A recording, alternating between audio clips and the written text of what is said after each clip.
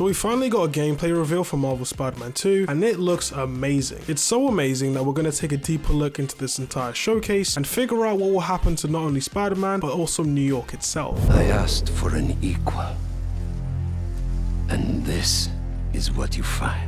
Starting off, we see this man going through a jungle trying to hunt another man by the name of Sergey. It is then revealed that Sergey is none other than Kraven the Hunter. Now, Kraven the Hunter is one of the oldest supervillains in Spider-Man's Rogues Gallery, dating all the way back to his first appearance in 1964. He was born and raised in Russia during the 20th century and developed a strong desire for hunting and became one of the world's most renowned hunters. During this time, he encounters a voodoo witch doctor that convinces him to take a potion, which gave him enhanced physical abilities such as strength, speed, and scent like a jungle cat, and as a bonus, it prolonged his lifespan. It seems like in Spider-Man 2, he's on a quest to find a more challenging opponent, which leads him to New York. As his henchmen show him a map of New York, we start to see some very familiar faces from the previous games, such as Black Cat, Prowler, Tombstone, Taskmaster, Shocker, and our two favorite Spider-Men. But someone we don't but should recognize is a character called Wraith. Wraith is actually Yuri Watanabe, the police captain in the first Spider-Man game. During the DLC The City That Never Sleeps, Yuri becomes tired of how ineffective the system is towards criminals. When she reaches her breaking point, she shoots Hammerhead and is put on administrative leave. During this leave, she hunts down and kills the Maggio enforcer and tells Spider-Man how much she enjoyed it and how she dispensed true justice. Spider-Man advises Yuri not to go down this path as he doesn't want to go after a friend. In response, Yuri tells him to do what he has to do. Now, going back to the tablet, on the left side of it, we can also see Vulture, Rhino, Dr. Octopus, Electro, and Kingpin. Next to their names, however, are a series of numbers. I believe these are inmate numbers, as these villains were all imprisoned by Spider-Man in the last two games, which also answers what happened to Rhino after Spider-Man Miles Morales. And our final villain is the Lizard. He appears at the end of Miles Morales, and if you've watched the films, you probably know who he is, but for those who don't, let me explain. Dr. Kurt Connors is a scientist who lost his arm and tried various attempts to figure out limb regeneration. He discovered that lizards hold the key to regeneration, so he decided to inject himself with a serum containing lizard DNA. The serum fused with his own DNA, corrupting it and transforming him into the Lizard. Which brings us to the gameplay. Kraven's hunters are looking for the Lizard, and I believe Kraven will be hunting all of Spider-Man's villains throughout the entire story. They arrive in New York, specifically in Queens, the birthplace of Peter Parker. This means that the map in this game will be larger than the one we had in the last two games. We can also see Midtown High, the school that Peter attended. Instead of the Lizard, they're met with Spider-Man in his brand new symbiote suit. In the last games, the symbiote was actually on Harry Osborn, but now it seems to have found a new host. We get a good look at the brand new UI, and Spider-Man commits war crimes in a Batman voice. Raven wants a hunt?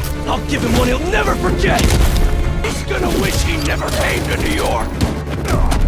Motherfucker! After violating the Geneva Convention, we see Spider-Man switch to the other Spider-Man. Similar to GTA 5, it appears that we'll be able to switch between the two characters throughout the game. As we switch to Miles, we get a good look at some of the new travel mechanics, such as the slingshot and wingsuit. We then get to see some new improvements in the stealth system, such as a web line, Batman did the first, and a double stealth takedown. We see Miles stick enemies together with a web grabber and fight the rest of the hunters using his bioelectricity, taking obvious inspiration from Dragon Ball Z. As Miles moves through the warehouse, he meets a drone which is actually controlled by Genki, his best friend who was in Miles Morales. P finally arrives and they both chase the Lizard along with Kraven's hunters. We get to see some amazing takedowns and a little bit of context for the story. Can't lose Connors. Harry's dying, and he's the only one who can help. Warned you about going after Connors.